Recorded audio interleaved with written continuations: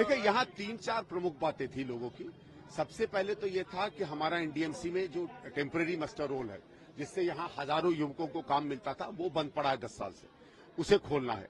और हम लोग ये चाह रहे थे कि राहुल जी इस बात को सुने। यहाँ के लोग हमको विधायक देंगे, उसके बाद हम राहुल जी से चाहेंगे कि हम विधायक के लेवल पे लड़ाई लड़ें, वो पार्लियामेंट में इस बात को उठाएं। दूसरा ये था कि उसको आरएमआर की जो पॉलिसी रोक दी गई है रेगुलराइजेशन की, जिसके बाद यहाँ के लोग परमानेंट होते हैं, और बहुत से आरएमआर हैं जो अभी 1200-1500 बचे हुए हैं, वो मुद्दा हमने उनको समझाया।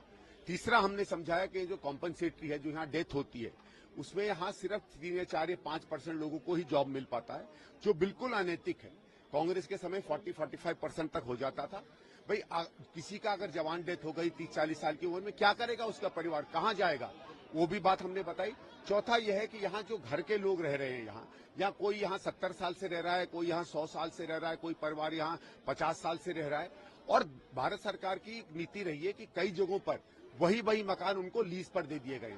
तो क्या हम वो नीति यहाँ भी अपना सकते हैं? तो हमारा ये कहना था कि राहुल जी का ये कुछ में से कुछ ऐसी चीजें हैं जो पॉलिसी लेवल की हैं, क्योंकि एनडीएमसी को गृह मंत्रालय कंट्रोल करता है। एक सांसद के रूप में अगर हमारी आवाज आप पार्लियामेंट में उठाएंगे, हमारे पास 100 सांसद हैं, तो हम बड़ी तगड़े रूप से इसको कर पाएंगे। और जब विधायक यहाँ की अगर जनता हमको आशीर्वाद देकर चुन के भेजेगी, तो हम ये मुद्दे एनडीएमसी में उठाएंगे। लोग जो यहाँ पूर्व मुख्यमंत्री अरविंद केजरीवाल हैं, इतना जो लोगों में उत्साह था, वो राहुल गांधी के आकर्षण को लेकर था, या मुद्दे इतने ज्यादा हैं कि हर कोई अपनी बात राहुल गांधी को बताना चाहता है? देखिए, दोनों है, क्योंकि राहुल गांधी का एक नेतृत्व है।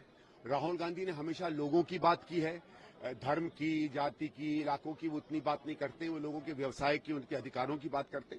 तो लोगों को लगा कि ऐसे व्यक्ति के सामने जब हम अपने दुख दर्द की बात रखेंगे, सरकार से, कानून से, न्याय की बात रखेंगे, राहुल जी उस बात को समझेंगे और हमारी आवाज बनकर, चाहे संसद की बात हो, चाहे गृह मंत्रालय हो, चाहे एनडीएमसी हो, हमारी बात ऊपर पहुंचाएंगे और हमारा काम करवाएंगे। तो खुद मुख्यमंत्री हैं, तो वही तो है, उनके होते हुए सामान्य ये चीजें वो क्यों नहीं कर सकते थे? भाई ये कोई नहीं, चलो ऐसा है कि सरकार नहीं मानती, आप तो अपनी बात रखते वहां।